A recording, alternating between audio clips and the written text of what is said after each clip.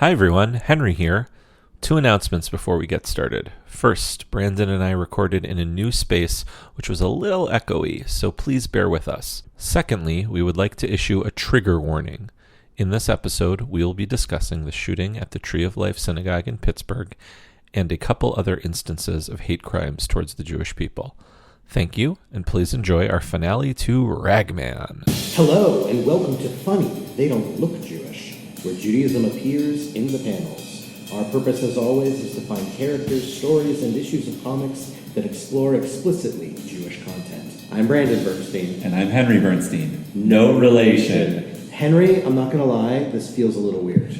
It's really weird. We haven't done this in a while. I'm like kind of flexing old muscles that I haven't used in a bit, and we're in a different space than usual. We're in a different space, and we're in a different year. It's now 5780. We're in the future. Oh my goodness, our past selves did not know what was going on, all the things we could tell them. So Shana Tova, everyone. Chag Sameach, Happy New Year. Our last episode was a little bonus episode where we looked at appearances of Ragman in the show Arrow, and I hope you listen to it and enjoy it. We're going to continue our exploration of Ragman, Rory Regan, with our part 2 right now, looking at a few other issues. Brandon, what are we looking at today?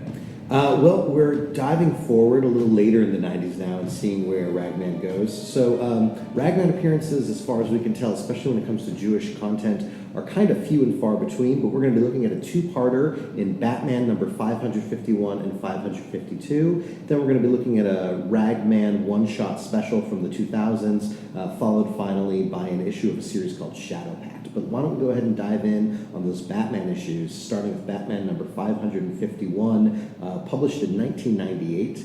This issue is titled Suit of Evil Souls. It's written by Doug Moench, drawn by Kelley Jones, inked by John Beatty, colored by Gregory Wright and Android Images, lettered by Todd Klein, and edited by Dennis O'Neil and Jordan B. Gorfinkel. This is a classic Batman team. Doug Moench and Kelley Jones and Denny O'Neil and Gorfinkel.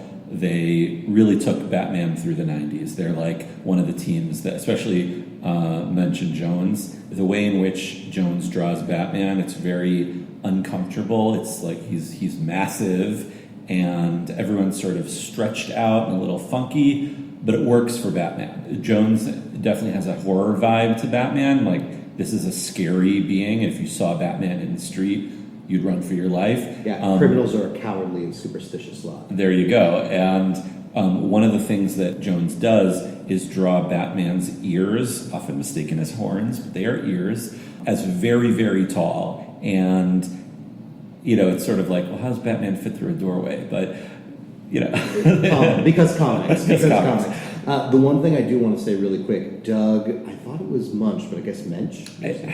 I always read it as Moench because you wanted him to be a Moench? Yeah. But anyway. It could be Moench. I don't know. Apologies to Doug. Moench were in our, the same thing we did with Carl Kessel-Kiesel, but yeah. What are you going to do? Doug is explicitly not a Jewish author. Hopefully we're going to get to this one day in the podcast, but he started writing Jewish characters really with Moon Knight. And the only reason that he chose to make Moon Knight Jewish is because he named Moon Knight after a friend of his who was Jewish. So he decided, well, better write him as a Jewish character. We'll get into that story in a later episode. But I think what this shows us is this may be one of the first times that we're really diving into an author who really plays with a lot of explicitly Jewish themes, but is not coming from an internal Jewish understanding and worldview. And I think we're going to see how that's reflected and refracted in these issues, because it's really high in Jewish content. And spoiler alert, a lot of it just always feels a little bit off, because it is clearly not coming from an actual Jewish perspective.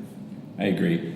Let's take a look at Batman 551. And we go right to the page with the credits that Brandon described. Batman is chasing down what looks like a neo-Nazi. He's has short hair, running through he's running through an alley, has a swastika tattooed on his arm, and it says Hitler Youth. So we kind of already know what this is going to be about. Yeah.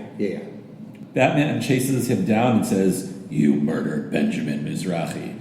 And the neo-Nazi says, "You're crazy, get away from me." And then Batman says a sentence that rocked me to my core. "Half the congregation of Temple Beth Israel saw you." And they go through the rest of the page. Batman's interrogating him, asking him to explain the tattoo. Are you a member of a group called the Aryan Reich? And why did you murder Benjamin Mizrahi? So I just want to say something. I know we're just on the first couple pages, but already I read this a few months ago when we were talking about it, read it a few weeks ago, and just coming up on the first anniversary of the Pittsburgh shooting and everything that's been happening in our world, I can't believe how real and how relevant that one little panel and that one little sentence Batman says is 20 years after it was written. And it really shook me. I had goosebumps, and even right now I'm just thinking about that. I can't believe that that 20 years later we're talking about this in a real way.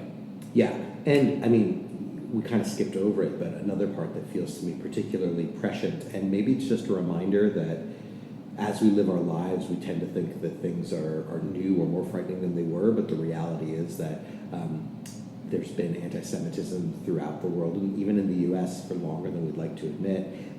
Batman asks, why did you hate him? And the Aryan youth's response is, he was a Jew, and Jews take over everything, even this stinking slum, which just sort of hits you with that level of hatred, that level of fear, that sort of classical anti-Semitic tactic of saying that Jews are to be hated because they have more power than we do. Obviously, it also brings to mind Charlottesville and the marching and the Jews will not replace us. Right, white neo-Nazis shouting, the Jews will not replace us. So it's very uncomfortable. Moving over just slightly, one thing that I decided to look at, since Gotham is based on New York City, I decided to look, is there a Temple Beth Israel in New York? There has to be. So here's what I found.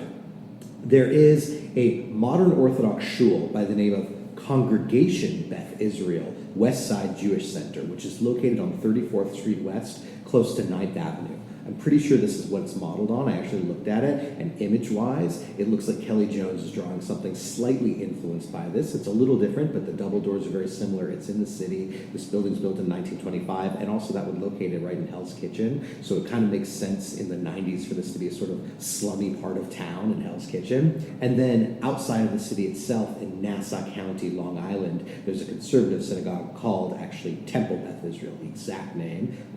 That building opened in the 1960s, so both have been around long enough, but I feel like Congregation Beth Israel was probably the inspiration for this Temple Beth Israel within the story. And the last thing I want to say about this page is just how absolutely satisfying is it to see Batman beating up a neo-Nazi? It's great. I'm going to say more about that later, but it's great seeing Batman chase down a neo-Nazi. And then we go to a cemetery. We see Rory Regan. We don't know it's Rory yet. But he says he thinks Gotham again. No matter how far I wander, I'm drawn back to my only real home. Back here to the slum where I grew up. And this time, I'm drawn back by tragedy, by the loss of a friend to violence. You see what looks like a Jewish cemetery, and there's something sort of off about the gravestones. They don't look like they've been vandalized, but they look like it's been a long time since anyone cared for them. And that may just be the way Jones draws, where there's this sort of uneasy nature to it. Yeah, I think it's more of Jones' sort of aesthetic and mood that he's got. And I think it's getting across the sort of fear that the community's feeling as you see a gathering of Jews at what we can presume is the burial of Benjamin Mizrahi. So we go to the next page, and Rory introduces himself to the rabbi who seems to be officiating. He says, "Rabbi, I'm Rory Regan.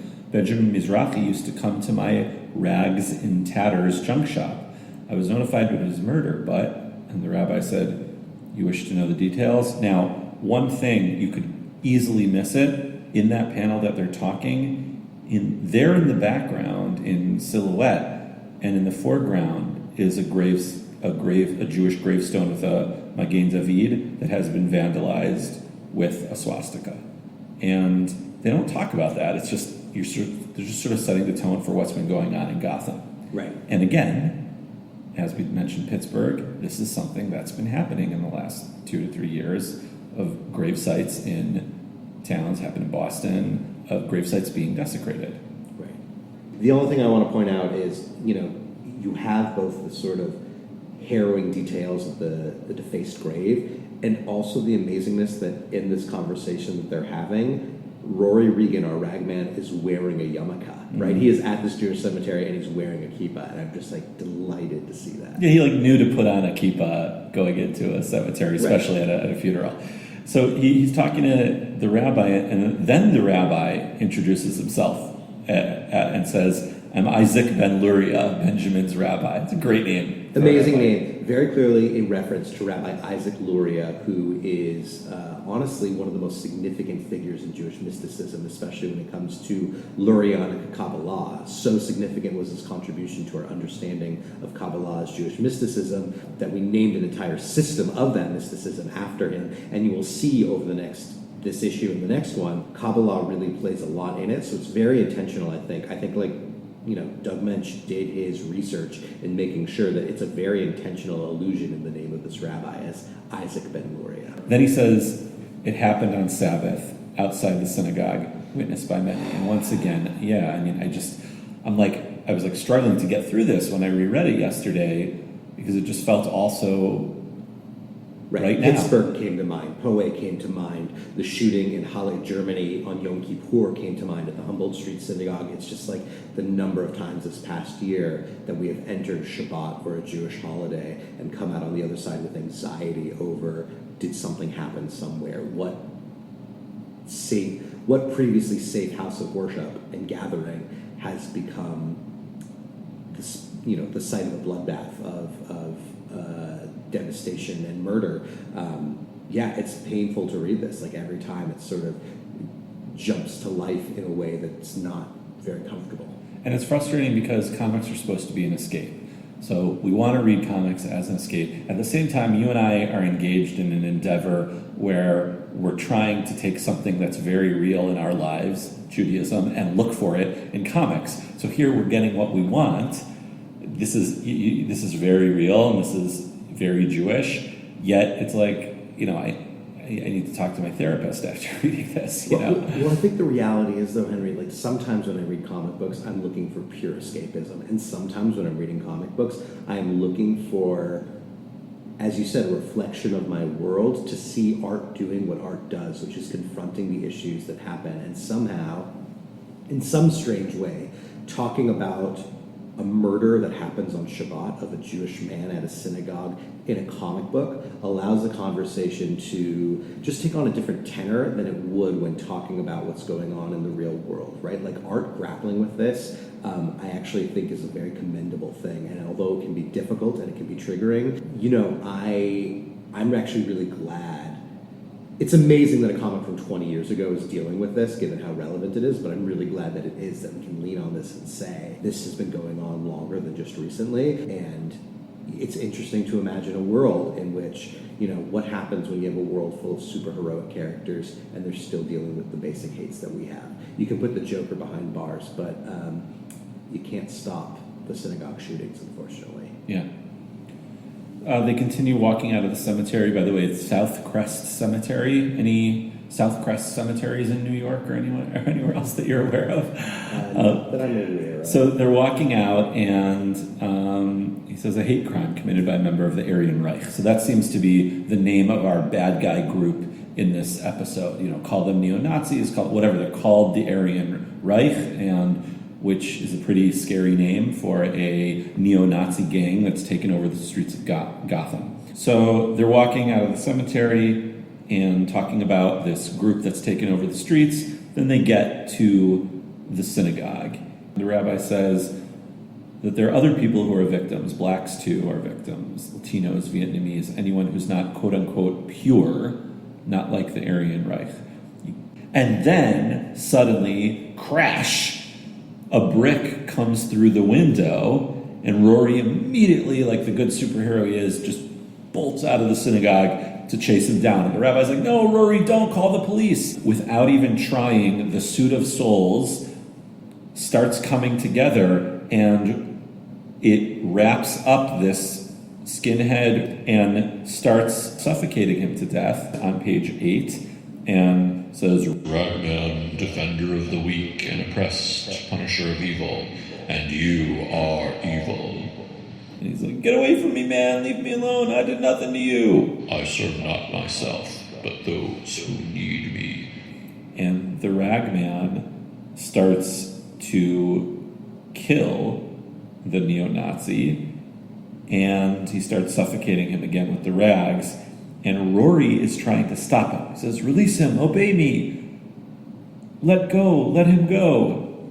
And it's no use. He kills him. And his soul, it's hard to believe this guy had a soul, but his soul escapes, attaches to the ragman, and then on Ragman's other arm, what looks like smoke or some sort of soul thing, are the letters Aleph Mem Tav, spelling Emet, and the deed is done. Going back for a second, on page 6, when they're walking through the synagogue, I just want to point out that you can see there's clearly a separate section up top, which just sort of lends credence to the fact I think this is a modern Orthodox synagogue, and I think that's an Ezra and Sheen. That's a special, a removed section for the women, so men and women can sit separately. Oh, there's a balcony. Okay. Yeah, there's a balcony. I might be wrong. It might just be a balcony of, a synagogue in a separate seating area, but yeah. I think the way that Isaac Ben Luria behaves, I get the impression this is an Orthodox shul. When the Aryan Reich member is absorbed into the suit, it says that he becomes a new shred of the ragman,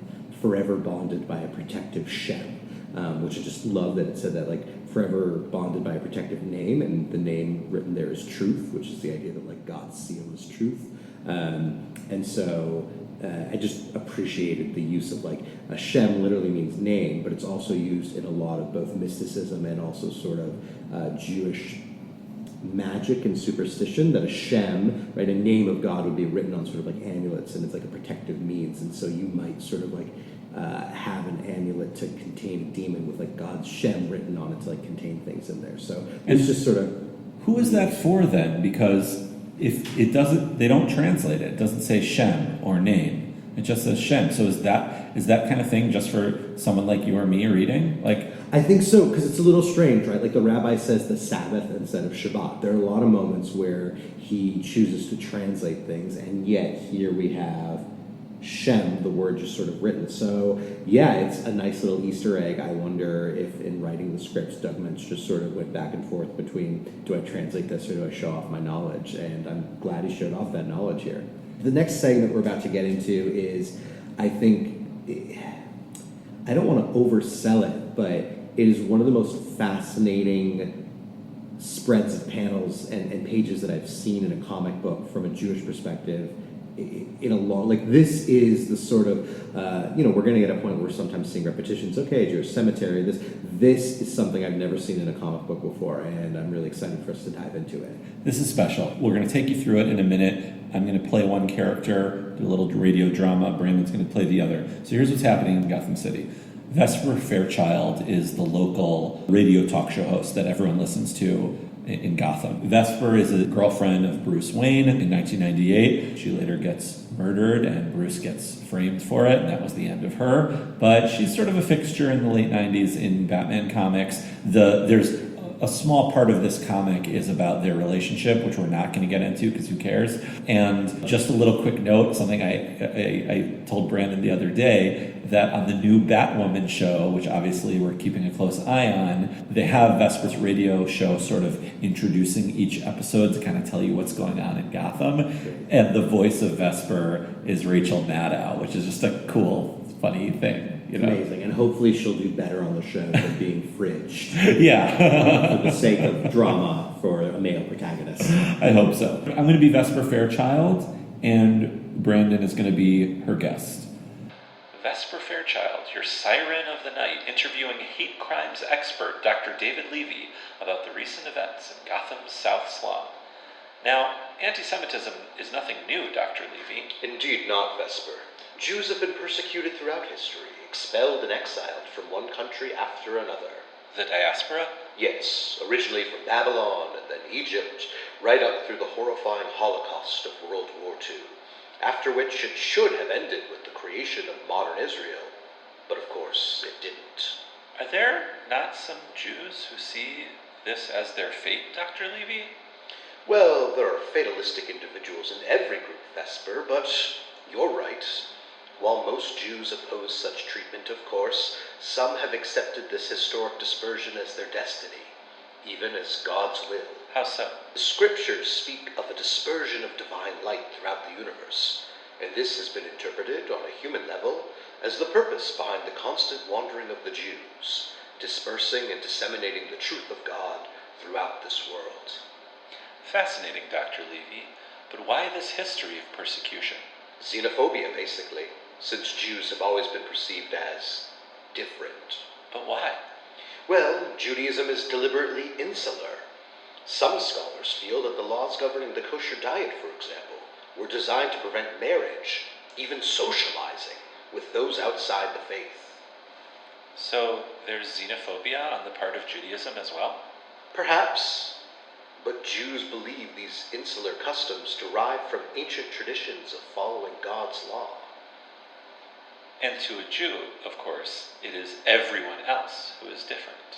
Which is why xenophobia never makes sense. Ask any black.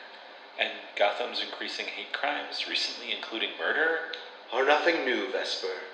Such crimes stand today as they have always stood, as perhaps the greatest evil of all. So that was our little radio drama. Hope you enjoyed it. This is pretty powerful. Yeah, I mean, it's intense. It's getting into some really interesting ideas and scratching the surface, and I just have so much to say about it. I really want to dive into some of what's actually been said. He talks about diaspora, which is the experience of Jews being outside the land of Israel ever since really the destruction of the Second Temple in the year 70. And he talks about that as being sort of inherently linked to persecution, which I guess that's one understanding of Jewish diaspora, that the experience of Jews in diaspora has been persecution. I mean, part of the reason that we use the word diaspora as opposed to exile, which ultimately the Hebrew word is like galus or galut, the exile from the land of Israel.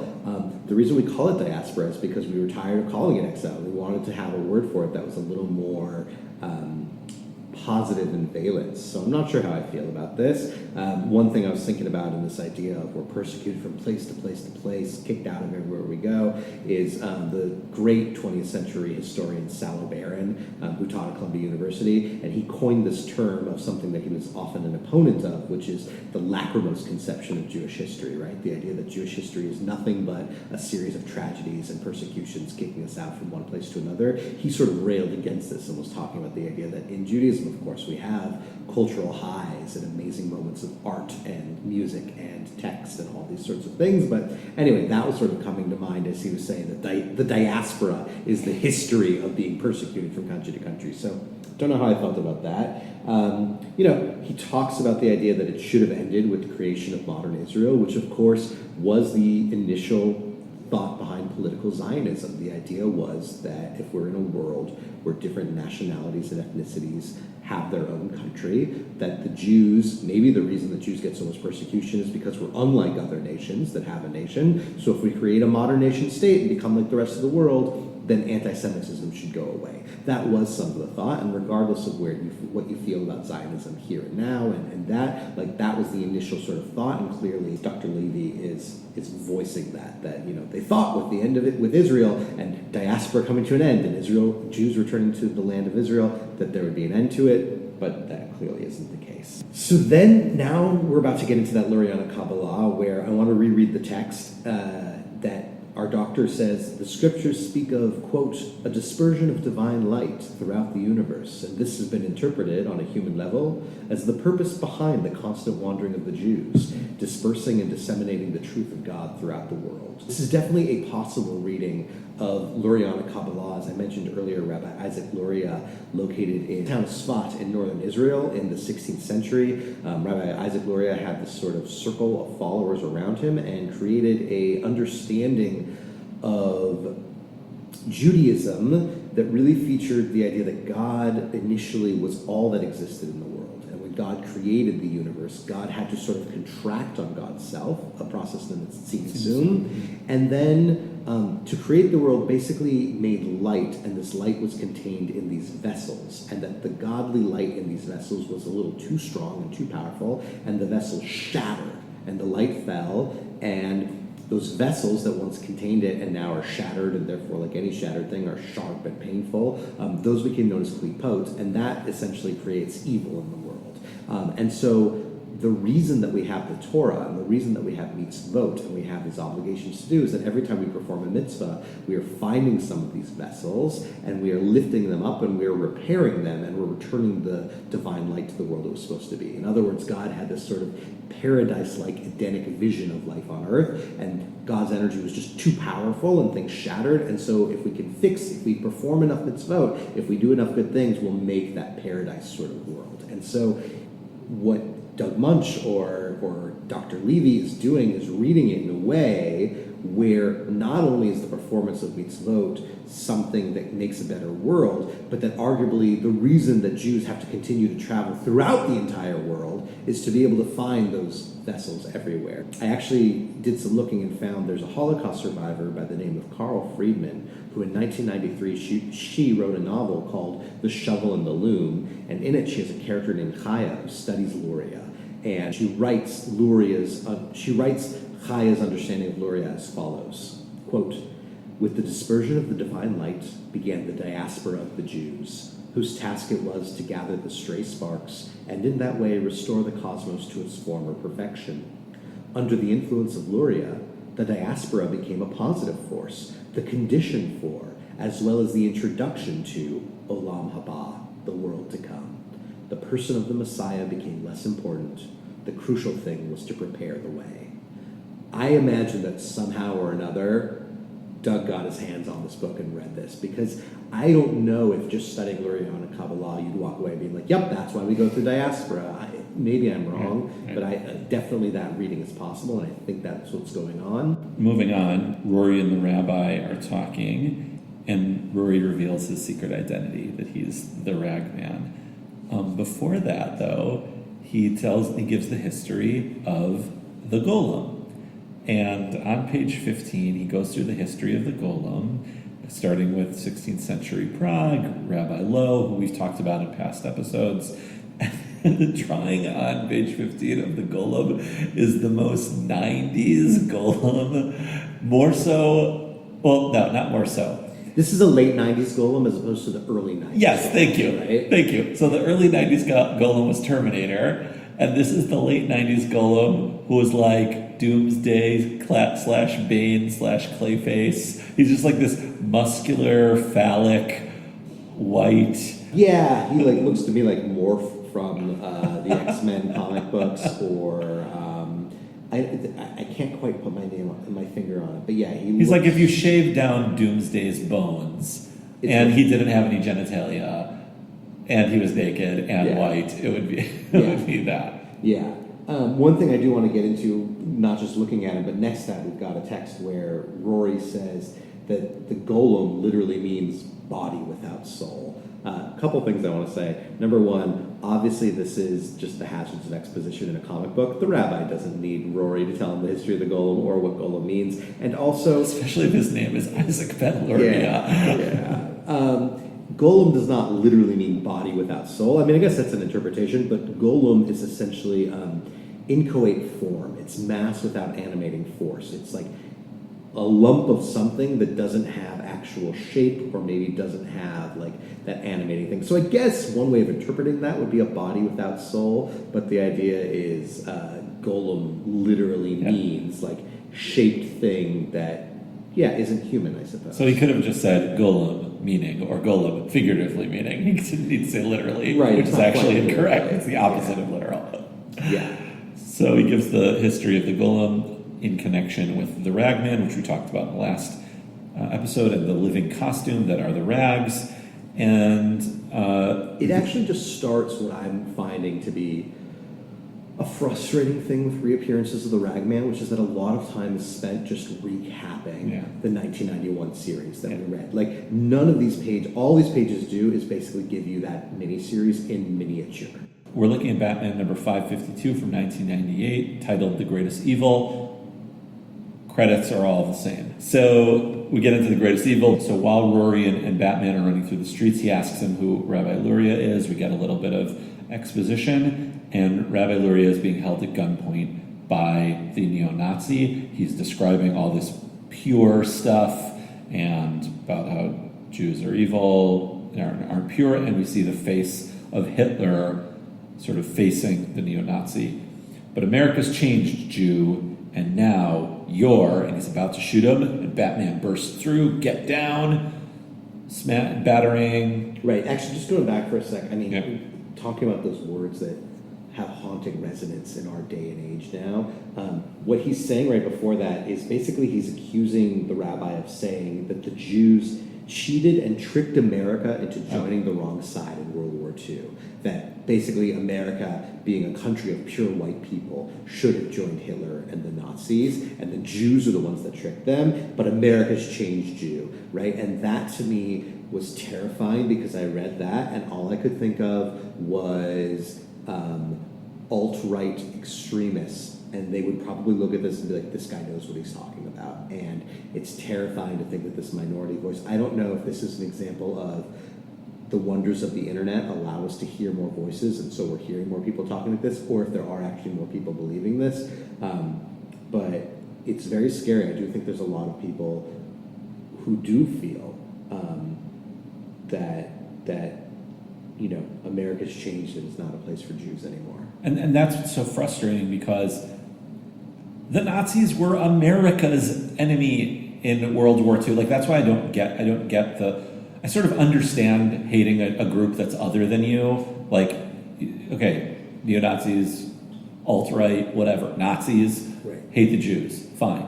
But I don't understand the conflation with wanting to be like Hitler, like the Nazis. They were like, these are people whose grandfathers were World War II veterans. So why would you want to then be like that? I've never gotten that part, and it infuriates me. Yeah. And upsets me. Terrifying. Yeah, I don't get it either. Well, at least in the fiction world, Batman nabs the guy, and the rags get him right away. And here's just a cool little Jewish thing.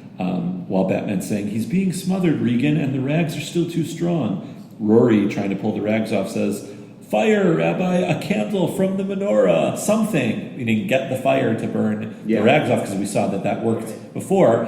And it's nice, like, use what's around you. Oh, this annoyed the hell. Oh, you didn't like it? I was like, come on, do not. Yes, every rabbi has a menorah lit in their office. Like, it's like, I guess maybe it's the heat of the battle, but I was very frustrated. I don't think he was saying that it was lit. He was just saying, like, get something where we can produce fire. And of course there's a menorah, or probably multiple ones in the synagogue, and probably just in the way that Judaica is displayed on our rabbi's desk, there might even be a menorah right there with candles in it. There might be. It struck me as like, this to me struck me as a cheap sort of like, come on.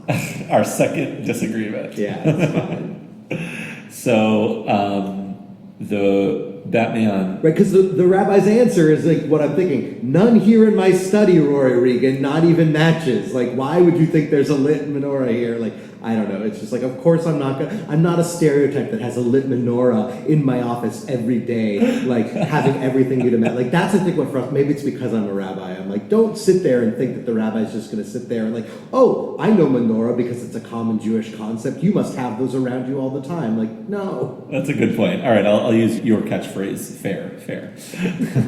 Okay. Yeah. So, but the rabbi very quickly thinks and says, but maybe instead of fire, there's glass. And he says, it is said that the sound of smashing glass chases away demons and evil spirits. And we see Batman break the windows with his batarang, and it works. The rags suddenly let go of the young man and escape. And I just thought that was the coolest thing. It is definitely based in Jewish tradition. First of all, it's just an ancient folklore tradition that noise scares away demons. But we have it in a Jewish wedding. One of the reasons that you stomp on the glass is to scare away any evil forces. In the Talmud, in a few different places, Rosh Hashanah 16b, there's an explanation that one of the reasons we blow the shofar is to try and confuse Satan and keep Satan confused and thrown off by the noise. And in Chulin 105b, Rav Ashi actually explicitly uses a shofar on the blast of the horns to excommunicate a demon. So there is Jewish textual tradition saying that loud noise and smashing glasses and all these things pushes and scares demons away. So the fact that that's in here made me so happy. That's awesome. Is there in Christian like exorcism and stuff like that? Is that a thing too? Based on every movie about exorcism that I've ever seen, they usually just use a crucifix and verses. I haven't seen loud noises as being something effective. Other than the priest yelling, "The power of Christ compels you." But I think that's more about the words he's saying than the volume of what he's saying. Right. That's cool. So Rory is now, we get into some personal Rory stuff. He wants the rabbi's help, and it seems like he's going through some stuff about his own soul. The rabbi says on page 10, "You must use the power of evil to do good. Do not let evil use you." He gives him some more advice. And then at the bottom of 10, there is a lit menorah, Brandon. But not in the rabbi's office. It looks like they're in the sanctuary. And he says, "Love of God and love for the victims, not hate for the transgressor. It is hate, your hate, Rory Regan, on which the evil feeds." "But how can I not hate evil?" Rory says. And the rabbi says, "By loving God more."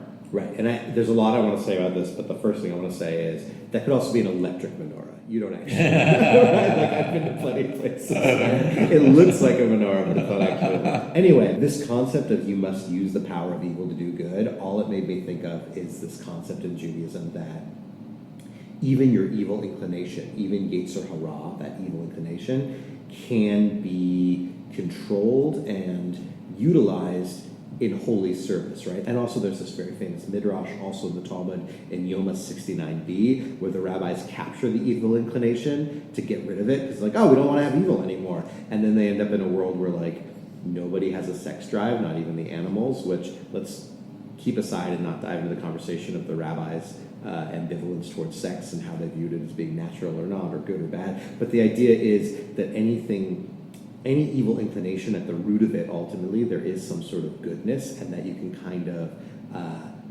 make your evil instincts or your evil inclinations work for ultimately the better and the good. That felt a very Jewish thing. I'm glad the rabbi brought that up. The part that I don't know how I feel about is, this idea of, like, Rory asks, how can I not hate evil? And the answer of the rabbi is by loving God more. And yet there's so much biblical evidence, right? Like Proverbs 8:13 gets Yirat Adonai Sinatra. To fear God is to hate evil. Psalm 97:10, which we sing every Friday night as part of Kabbalat Shabbat, has it even more strongly. Ohavei Adonai Sinu Ra. You who love God hate evil. There's actually this Jewish idea that loving God is hating evil. So this felt to me like a bit of a more Christian understanding of a Jewish concept being written in here. On page 11, Batman confronts the neo-Nazi in the streets and starts interrogating him. He is protecting him from the rags, but also for it seems the purpose of getting information about the rest of the Aryan Reich. Okay, so two things I want to say about this. Number one, it's a very typical Batman thing to do, to sort of try to get, let's just not put a Band-Aid on this thing or get the one criminal, like, I want to know who the boss is, and shut down the whole thing. Fine. Here's what pissed me off about this. Now Batman is having a nice conversation with someone to get information out of them. I mean, if it was Mr. Freeze who was just trying to, keep his wife alive, he'd be beating him to a bloody pulp. But this neo-Nazi in the streets who murdered a Jew and threw a brick through a synagogue, Batman's like, so who's the rest of the Aryan Reich? It just annoyed me. Like, I wanted to see, if I'm going to get some gratuitous violence in this comic, I wanted to see Batman beating the crap out of some Nazis. That's all. Yeah, I mean, on the one hand, I fully hear you, and on the other hand, I think it's just that Doug Moench's point in this entire story arc, he's clearly pushing sort of this idea. Look, the funny thing is, in 90s sitcoms, right, there would always be like the very special episode where things got overly dramatic because they were talking about how serious something was. And I feel like there's this sort of element where you can't quite have your cake and eat it too, that sometimes when comic books address very real social ills, they can't just treat it the way they would any other superheroic fantasy, right? In the recent run of Thor that Jason Aaron wrote, where Jane Foster is Thor and she also has cancer, right? He was very explicit that becoming a superhero can't just cure her cancer, because that's not how it works, right? He wanted to sort of acknowledge the realities of cancer and felt it would be almost disgraceful or offensive to people who are struggling with cancer and who have died from cancer to write a story where becoming a superhero just lets you get a cure. I think there's something to that element here where it's like, if he's really preaching a message of the way you fight hate, because clearly Doug Moench is the one who believes that like the way you fight hate is by having love for these people. I don't think the story is as effective if Batman's beating the crap out of these neo-Nazis, unfortunately. And I think it's like there's something different. You know, it can't all be Tarantino escapist fantasy where the Inglourious Bastards are going in and like in ultra-violent ways destroying the Nazis. I think part of what he's showing is like it's fine for Batman to beat the crap out of Mr. Freeze and these other fictional characters, but ultimately this is a real societal ill. We can't just draw Batman bashing their heads against a wall. I guess. I know intellectually you're right, and I agree with you, but I don't have any love for these guys on this page. So then there's this explanation of some Kabbalistic stuff. Yeah, we're going to move from the stuff that bothered you to the stuff that bothered me. So, Brandon, in the interest of not going back and forth, why don't you take us through page 12 Sure. and interject your thoughts while you're doing that? Great. So the rabbi is starting to teach Rory, and just a quick side note. Although I'm sometimes frustrated that writers don't seem to know how to take Ragman in new directions and just repeat the old story beats, I kind of like this fact that Rory, every time he finds a new rabbi, is a disciple that's eager to learn from them. It kind of reminds me a little bit of, in your life, you might go and join different Jewish communities and learn from the different rabbis and take something from all of them. And there's something nice about that. So this rabbi, in teaching Rory, says, "The Kabbalah is received lore, Rory Regan, a philosophy based on mystical interpretation of the scriptures and charting 32 paths to wisdom." Okay, so Kabbalah literally means that which is received or the receiving. So it as received lore, like great, good job. And he talks about the 32 paths to wisdom, which is a specific mystical concept that comes out of the fact that in Genesis 1, the initial creation story, God's name, Elohim, is mentioned 32 times. So that's the basis for the idea that there are 32 paths to wisdom that's used in various aspects of Jewish mysticism. The rabbi continues, "It was developed in the 13th century as ecstatic contemplation of Ezekiel's vision, a chariot believed to be God's throne, and it espouses the doctrine that man himself embodies the universe and all its mysteries."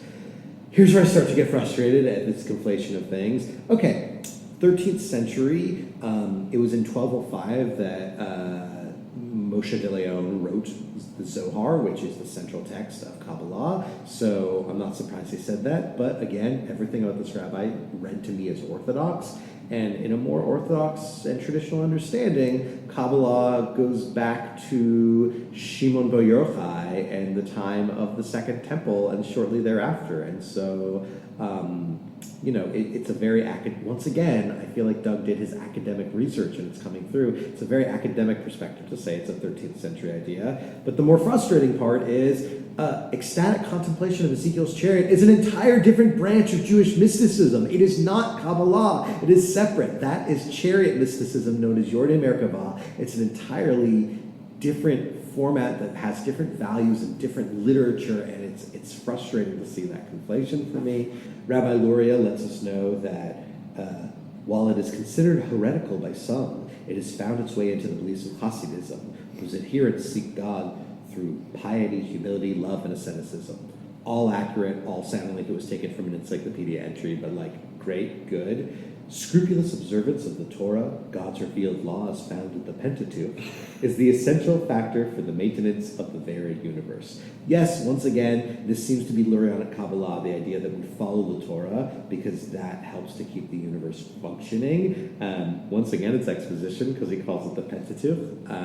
But fun fact, right? Pentateuch coming from Penta, meaning 5, so it's the 5 books of the Torah. And of course, the Hebrew word for that would be Chumash. If you ever go to a synagogue and they tell you to grab your Chumash, that's the book that has the 5 books of the Torah for Torah reading. Excuse me, grab your Chumash. Your Chumash, fine, depending on your Yiddish pronunciation or not. But Chumash for our Sephardi listeners. But it's related to the Hebrew word Chamesh, meaning 5. So it's the same thing in both languages. I've literally never heard anyone refer to the Tanakh, the Chumash, as the Pentateuch. I mean, like, I feel like look at like early Reform academic literature, and like you'll see, like it feels to me like a very. But have you ever heard anyone say, like, I don't know how to pronounce that word because I've literally never heard it said out loud. Pretty sure it's Pentateuch. Yeah. Anyway, the rabbi continues: the entire universe taken together is God, and man is made in God's image. Man is therefore a miniature embodiment of the universe. Which I'd say is like fairly accurate. I was actually reading, a friend of mine recently recommended I look at a Hasidic text that kind of got into that very idea that made me actually think of like sort of fractal concept, that we all sort of make up the larger Adam Harishon, not in a literal way, but it's like repeating patterns. And there's definitely the idea that if we are created in the image of God, and God is the entire universe, that therefore the entire universe in a way is contained within us. Rory then interprets it as we are all star stuff, one with everything. The rabbi says we are all part of the world soul, all part of God, who is everywhere and everyone and everything. Which again makes me think of sort of the Jewish concept of God fills absolutely everything. There's a lot of Hasidic commentaries on the idea of like God being hidden everywhere. That sort of the entire world as we know it is like a cloak or an illusion covering God, and you can find God everywhere. And this is what gets me a little bit to Rav Nachman. And Rav Nachman talks about, well, here we'll get it actually in the next line. The rabbi says, God is the one and we are all part of the one. Seek and find God everywhere, even in evil, and evil's power will wither before God. And this reminds me, Rav Nachman has a very famous teaching in Likutei Moharan 282, in which he explains that you should try to find the Nukudah Tovah, the little good point in all people, that even the worst people has some good point, and that if you find that and look at it, and that good point, they're only good, and then that goodness almost like explodes outward and erases their wickedness. And he uses it to interpret a line in the Psalms that says like a little bit more time, and the wicked person, if you look on their place, they'll no longer be there, which normally is interpreted as like the wicked die. And he's sort of like, no, the wicked person won't be there because they won't be wicked anymore. It's very much this Jewish concept of how do you take the wickedness and actually like transform it. But now is when we get to the part I'm most frustrated by. Oh God, this is so annoying. So they come up, first of all, it's not the Torah, it is apparently a Chumash or a Pentateuch, because it's a book that looks just like a book we would find. It looks like a Catholic Bible. It's open on an amud, on a pillar in the middle of the congregation, and the two of them walk up to the book as though this book is like a Torah scroll is always treated like a holy object, but this is treating a book looking like a more traditional book as though it's the holiest thing in the world. And the rabbi says, let us pray, Rory Regan. Let us seek and find God. Let us give God our love. And the two of them get down on their knees with hands clasped in the most Christian version of prayer that I've ever seen. Never in my life have I seen Jews pray that way. They don't pray that way. The closest you'll ever get to down on your knees is like a full prostration at the Aleinu, which involves putting hands down, and it looks much more like Muslim prayer than it ever does any sort of Christian prayer. This is very clearly, I'm sorry, but Kelley Jones, I'm furious at you. Yeah, this super duper annoyed me. Yeah, obviously there is a holiness. Any sacred book in Judaism, a holy book that has God's name in it, is treated with respect. You put it nicely on a shelf. Some people don't put it, so you put it on a shelf with the spine out. Some people always keep it face up and closed when you're not using it. There are all sorts of like Bubba Mices for how to treat a holy book. Right, or even the idea that if you have a pile of books, that certain books have to be on top of that. Yeah. But it's never opened, emanating light, and you're praying to it. I mean, this is just ridiculous that they clasped their hands and got on their knees and bowed their head in prayer. Everything about this rabbi has seemed orthodox. Mm-hmm. And then this kind of undid all that. It was really annoying. Right. It's why, like, when you see this image, I sort of go back and I see what's read, and, like, it really sounds like, in some ways, a priest more than a rabbi. Yeah. There's a lot of ways. So, once again, I just think that Doug Moench, our author, he did his due diligence, and he did great homework on an intellectual level, and really a failure when it came to actually understanding what Judaism looks like on a day-to-day basis. It's like the anthropologist that goes in somewhere and writes all sorts of interpretations of another people without actually understanding at all what's going on. There's no human-to-human understanding of Judaism. It's all very much like outside looking in, reading scholarship. It doesn't look like he visited Temple Beth Israel on Right. Shabbat Right. or something. Yeah, the outside of the building looks much more like a synagogue than the inside does in a lot of ways. Yeah. I mean, I don't know what you think. At this point, it's kind of like going forward. Batman and Ragman and the rabbi all go to the warehouse where the neo-Nazis are found. A fire gets lit. Rory is tempted to kill. The rabbi reminds him, "Thou shalt not kill," and ends up getting shot by one of the neo-Nazis for his trouble. Is he shot dead? Yeah, It's fatal. Well, right, he's shot dead. There's a brief conversation where the only other part that I kind of like is as the ragman says to the dying rabbi, the rags demand vengeance. The rabbi says, "Take it, but within the law. Do not kill." And, it just makes me think a lot about like Deen or judgment being within strict bounds, that you always have to temper Deen with love and chesed, with mercy. It can sound Christian, but there is definitely this Jewish concept of judgment. God's aspect of judgment always wants to overexert itself, and it takes an immense sort of concentration and a lot of love to temper it and hold it back, and that seems to be what this is talking about. So then why is... Okay, there's another thing that annoys me. Batman is doing everything he can to drag the remaining neo-Nazis out of the fire so that they don't die. Why isn't he doing CPR, performing CPR on the rabbi, or rushing him to a hospital? Or, Detective Bullock was in a few pages there. The access to the police and ambulances, like what? Batman should left them and help the rabbi. Yeah, I don't know. I don't know if Batman just sort of knew, like, that the wound was like, this is someone there's nothing, maybe Batman was such a super detective that he knew the rabbi was dead and a goner and nothing could save him, and so better to save the lives that are still there. In a way, this is like instead of, we talked earlier about fridging, where, a character's girlfriend or wife is sort of killed for no other purpose than motivation. Very clearly, the rabbi dying is meant to be motivation for Rory and the ragman going forward. Yeah, and that's annoying because he dies at the way end, and like we had that already with the rabbi dying on the way to Israel and the other series. It just felt unnecessary. Like it didn't hit me in the emotional way that it should have. It was just sort of felt unnecessary. Like they already won. He overcame the rags. He can, with the rabbi's help, they didn't really need to kill the rabbi here. That was sort of unnecessary. Rory says on page 21, "I'm still in control. Retreat to your shadows, Batman." And then he says, "Thank you, Rabbi, for restoring what I had lost. Thank you for the love of God." And it's not, and it's funny to read it like that because it's not like, "For the love of God." It's like he's actually took what the rabbi said and is taking heed in that. And then the issue ends with just some Batman and Vesper stuff.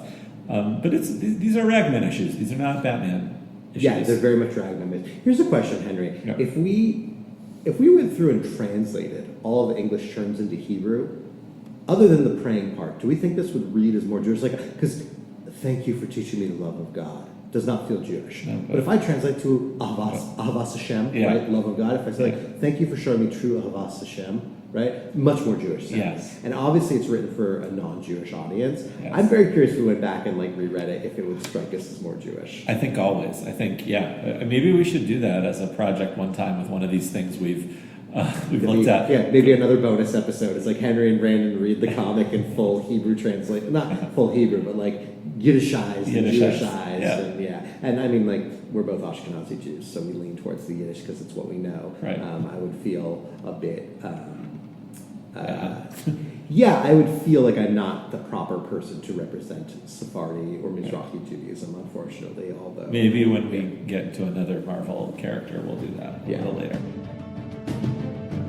All right, well, let's go ahead. Our next two are much shorter because they're not full issues in the same way, Henry. So I'm going to go ahead and take the driver's seat as we head forward to December 2010 and a special one-shot that was released, Ragman, Suit of Souls. This issue is titled inside Tattered Remnants. It was written by Christos Gage, which There's a non-Jewish name if ever I heard one. Drawn and inked by Stephen Segovia, colored by David Curiel, lettered by Rob Lee, and edited by Joey Cavalieri and Chris Conroy. So on the first page, Rory visits the third rabbi that he's going to experience, this being a Rabbi Mandel. So Rory walks in, and he says to this rabbi, I had a question. I read about this guy in the 60s, a Grand Dragon of the Ku Klux Klan. The New York Times revealed he was actually Jewish. He killed himself because he couldn't live with people knowing. Rabbi, how does someone hate himself so much? Which, like, oh my God, what an intense start to an issue. No, it's just the second panel. It's just the second panel, gets into that. And, you know, of course, this is not a made-up story. This is actually about a guy named Daniel Burroughs, who was a former member of the American Nazi Party and a recruiter for the United Klans of America, which at the time was, I think, the most violent of all the KKK groups that there were. And in a New York Times article, John McCandlish Phillips revealed that Burroughs actually had Jewish background, and literally just hours after the article came out and was published, Burroughs shot himself in the chest and head while listening to Richard Wagner. This was the definition of a man who was so full of hate that when he found out he had Jewish blood, he became, right, like arguably a self-hating Jew, although it's questionable, you know, just because he had a Jewish background, like the way he behaved. I don't know if he was, I don't know what it means to identify him as Jewish. But Rory comes in starting with this very strong question because he worries that his father was also a self-hating Jew, because he grew up in a household where Judaism wasn't really present. On page 3, Rory says, I didn't even know I was Jewish until I was 16. My father gave me an Irish name after some actor he liked. What kind of father doesn't tell his son where he came from? And what I really like here is that Christos Gage is taking the ambivalence Ragman has had in past appearances and dealing with things and that internal stuff we were talking about, and he really brings it in this interesting new direction of a character who's wrestling with, why didn't my father tell me I was Jewish? We then get into literally, I think, a 6-page rehash of the entire 1991 miniseries. Once again, people just like to bring back, I guess the character's not that well known, so they need to bring back the story. So page 11, as Rory's telling the story that we've heard before of Ragman escaping and leaving the Warsaw Ghetto, the rabbi notes that Ragman left the day before the uprising ended and asks, why did he leave when there was still a chance more could be saved? And Rory just shouts in response, don't you think I've asked myself that? It is so intense. Yeah. As Rory's just continuing to struggle with this. We skip forward to page 17, and Rory makes the comment that, like, oh my God, Henry, I love this line. Since I've worn this suit, my faith and my heritage have become very important to me.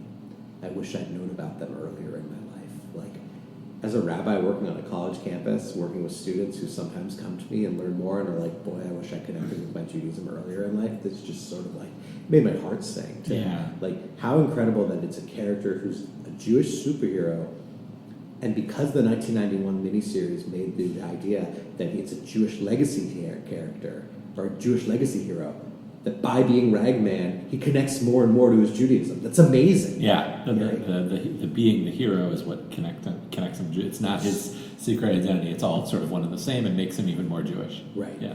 And then we get into the crux of the matter, where Rory asks, Rabbi Mandel, my father was a good man, a proud man. He wasn't ashamed of being a junk man, or poor, or old. So why was he ashamed of being a Jew? And like, reading it, every time I read it, like that line hits me. And there is such a thing as sort of like an internalized, I don't know if it would be internalized anti-Semitism, internalized self-hatred. But right, Rory is really concerned because being the Ragman has brought him so much pride in being Jewish. He doesn't understand how his father, who was also once Ragman, how could he not have been proud of of being Jewish. And, in a way, this is sort of tapping into generational divides as past American generations kind of were like hush-hush about the Jewish thing because we just want to make it American society. And then their children who grew up already accepted are like, I'm proud of this heritage. Why aren't we talking about it more? So I'm going to go very briefly through the narrative, which is basically the rabbi gives a really interesting suggestion of, if your suit's made of all these souls, why don't you talk to one of them who knew your father? And Rory's kind of taken aback by that. Page 19, he goes in and he ends up meeting the soul of actually a German who I believe was a Nazi that was taken in by the soul suit, Jägerbrandt. And Jägerbrandt reveals that the fire would have destroyed all the trapped souls. And so it was the suit that took control of Jerry and forced him to leave, much like the suit overwhelmed Rory in the Batman issues we just looked at. That Rory's father, Jerry, wanted to stay, wanted to fight, but the suit forced him to leave. But Jerry didn't know that the rags could overtake his will. So he thought that it was his decision to leave, and he thought that he must have been a coward. Which is just, very powerful. And then we get into, on page 20, I can't believe, this Jägerbrandt then says this incredible series of lines. He says, he changed his name to Jerry Regan, telling himself it would be easier to find work that way. He put aside his religion, his past, telling himself it was to spare his family from anti-Semitism. But the truth is that he was ashamed, not of who he was, of what he thought he had done. He was the protector of his people, yet at the moment of their great need, he fled. Your father wasn't ashamed to call himself a Jew. He didn't feel worthy. I don't know, that just hits me, sort of this idea, this beautiful sort of reinterpretation of it, of his father beat himself up and felt like he was a disappointment to the Jewish people. Or if I left my people when they needed me the most, I don't even deserve to be a part of them. Right. It's like self-exile. Yeah. Right. He sort of puts himself into cherem. Yeah. And kicks himself out of the Jewish people. What do you think about the German Jägerbrandt being the one to tell him all this in this sort of I know it's the soul of this guy, but in this sort of reflective way. I just kept thinking why isn't a Jewish soul telling him all this? But keep in mind it's only evil souls, so a Jewish soul, that would mean that it'd be an evil Jewish person. Oh, right, because they're taken, right. Okay. And we're going to get this a bit more in the next issue, but basically this German Brandt starts to fade because he discovered that in telling this truth to Rory, he has found redemption and his soul is now free to move on. And on the one hand, you can kind of look at it as dude, this guy was a Nazi, I don't ever want to humanize him. And on the other hand, the idea that people can find redemption and find tshuva feels to me a very Jewish thing, and I kind of like the idea that if you just have decades and decades of being trapped in a suit to reflect on your life, you're able to sort of recognize what the wrong is that you did. And I'd like to think that he, came. I do hear stories of people, look, there are always the Nazis who go and just escape and run away to South America and sort of try to live their lives and hide from what they did and, screw that. And then you hear stories of some people who feel genuine remorse over what they did, and it's really it's an ethical challenge, but I don't know, at least in fiction, I like the idea that there's someone who can, it's not like he lives, it's not like he becomes a hero, he just finds his soul his soul finds some redemption, yeah. So it's a short and sweet story, a lot of it is a repeat of things we saw, but I thought it was an interesting meditation on this concept, which we also haven't seen before. It kind of relates to Kitty Pryde's monologue about being proud of being Jewish and standing up to an anti-Semite, but it was an interesting meditation on, or reflection on, Jewish pride and shame. Our last issue today is Shadow Pack number 8, our most recent issue, published in 2018. This issue is called Ragtime. It was written by Bill Willingham, drawn by Sean McManus, inked by Raul Fernandez, colored by Mike Attia, lettered by Pat Brousseau, and edited by Joey Cavalieri. So just want to start off. So this is written by Bill Willingham, and as I think you mentioned, Henry, Willingham also is not Jewish. None of our writers are Jewish, but Bill Willingham is actually somewhat notoriously known as being definitely pro-Jewish, if not Jewish himself, because he's very much known as being, he's described himself as quote-unquote rabidly pro-Israel. Bill Willingham is most well known for a series called Fables, which basically is about the idea of what if all the different fairy tale characters that we know of all came from a land and they all get attacked and kicked out by something called the adversary, and they're all forced to go to New York, and they get a little neighborhood in New York where they live in basically exile, right? And he has openly said that he modeled a lot of it off of Israel and the idea of a Jewish state surrounded by these overwhelming armies. Really? Yeah, so he's been on record about this.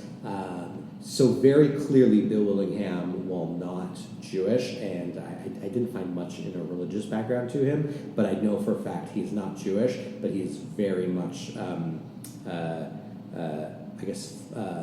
philo-Semitic, right? He very much seems to be someone who likes the Jewish people and likes the state of Israel. Judeophile.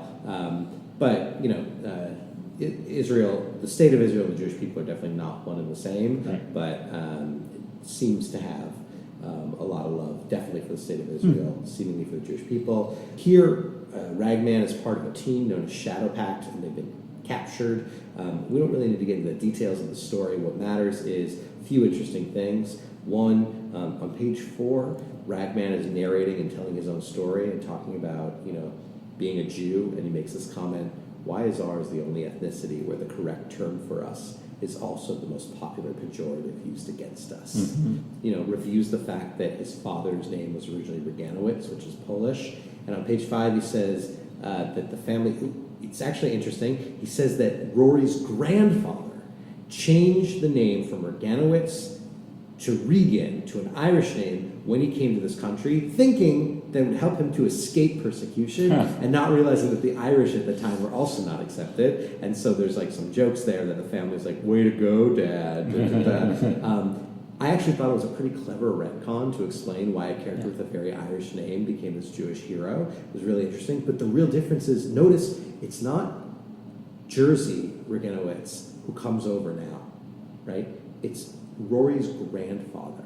So on the one hand, this retcon clears things up, but now Rory's father cannot have been the protector of the Warsaw Ghetto, because Rory's father wasn't even born yet. It was the grandfather. And of course, this is what happens when the comic's published in 2018 as opposed to 1991. Yeah. That difference of 27 years is enough to make it unreasonable. And so now, you know, it's going to be further and further back in Rory's lineage that we saw a ragman of his family in the Warsaw Ghetto. So once again, Rory ends up going inside his rags. He gets beaten up by a bunch of evil souls that are mad at him, although they ultimately can't do anything. And he eventually gets rescued by a guy who looks a little out of place, because the guy looks like a Roman soldier and introduces himself as Marcus Liberius, which is obviously strange because there's the soul. And Marcus mentions that he died and was taken by the souls at the siege of Masada. Yeah. Right? Which is way, way, way earlier than the Warsaw Ghetto, and way, way earlier, right?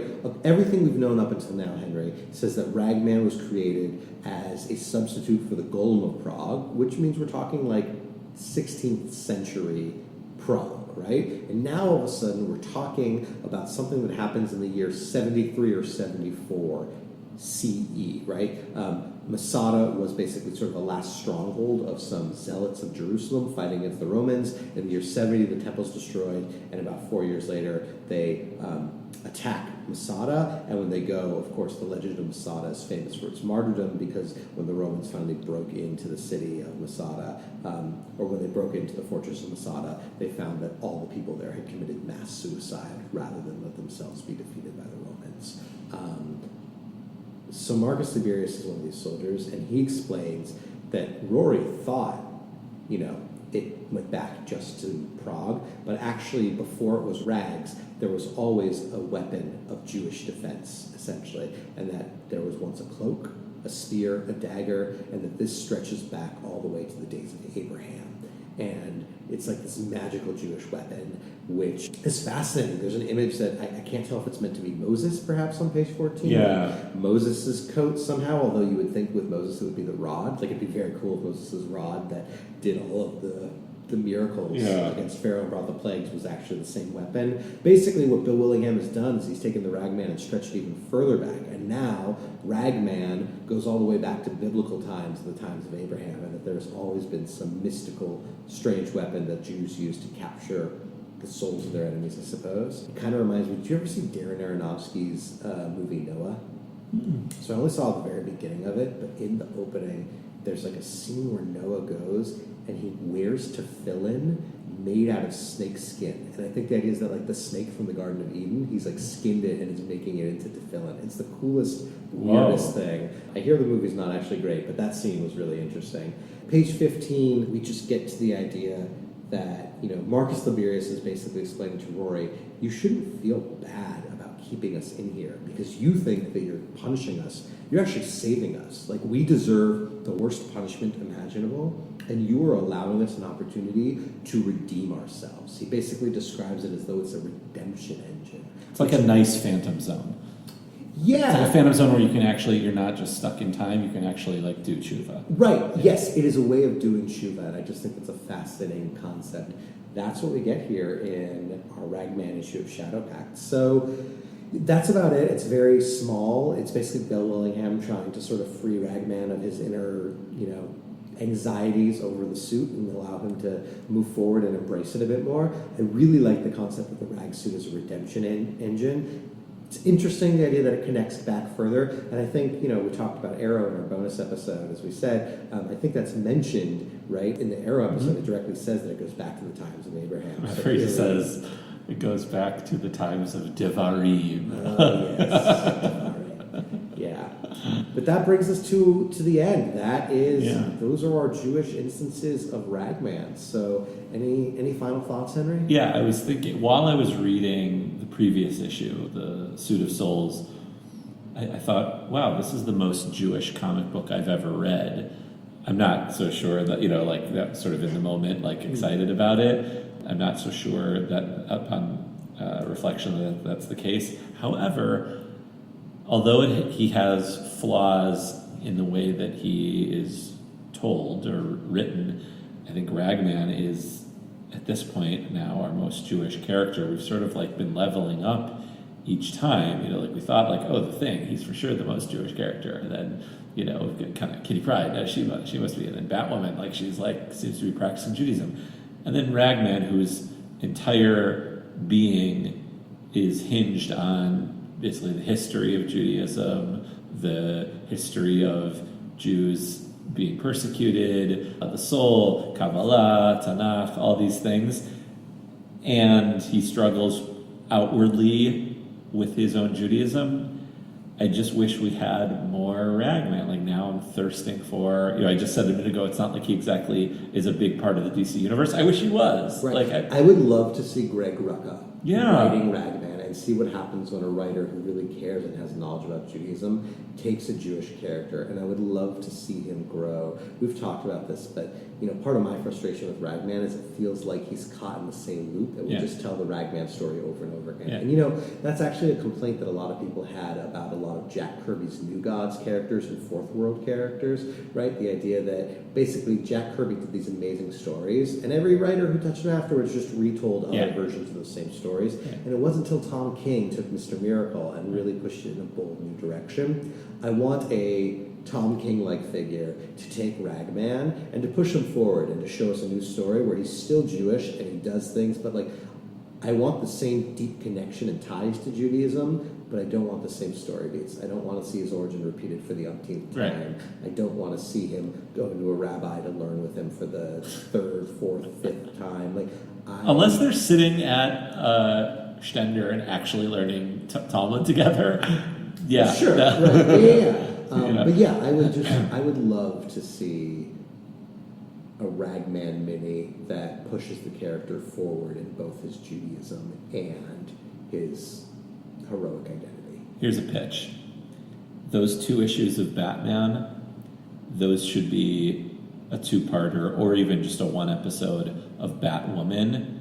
You already have Ragman from that they did in Arrow, so he can come back somehow and do it. It's topical. It's Right. You have a built-in audience. You have 2 Jewish characters, And then you would be able to have one character be much more of, we need to do this in a forceful way, and one that's sort of like, we need to save on lives, and we can't be, you're right. That could be a very interesting concept. I can't even imagine what it would be like to have 2 Jewish superheroes responding to shootings outside of or inside of a synagogue. That is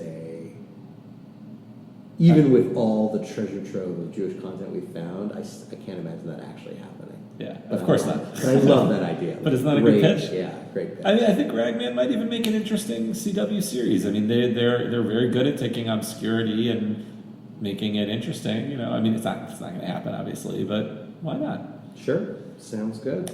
Overall, I think I'm really happy we spent time on Ragman because, I mean, technically 3 episodes now. I mean, that's more than we spent on anyone else, and it'll be curious to see who can sort of top him going forward. 4 out of 5 my game debuts for Rory Regan Ragman for me. Yeah, I think as you said, when it comes to as a Jewish character, he's at the top or tied at the top, or he's deeply, deeply, deeply Jewish, and unfortunately, I think also has some of a real crapshoot when it comes to the quality of the stories that are written. A lot of interesting ideas, some better in execution than others, but high up there. And we'll be leaving behind Ragman. We'll be leaving behind DC. I think we're jumping back to Marvel for next time. I believe, if I'm correct, we're going to be heading over to the Moon Knight himself. He's another obscure character, but is deeply Jewish, and I'm really looking forward to diving into Moon Knight. He's been a favorite of mine for a long time. I'm excited. I know nothing about Moon Knight other than what you've told me. It's a real treat, but we've been going on for a while, so we're going to wind it to a close. It's so good to be back, everybody. Thanks for listening, and until next time, I'm Brandon Bernstein. And I'm Henry Bernstein. No relation. You can follow us on Twitter at Jewish Comics Pod, on Facebook at facebook.com/Jewish Comics Pod, or you can email us at jewishcomicspodcast@gmail.com.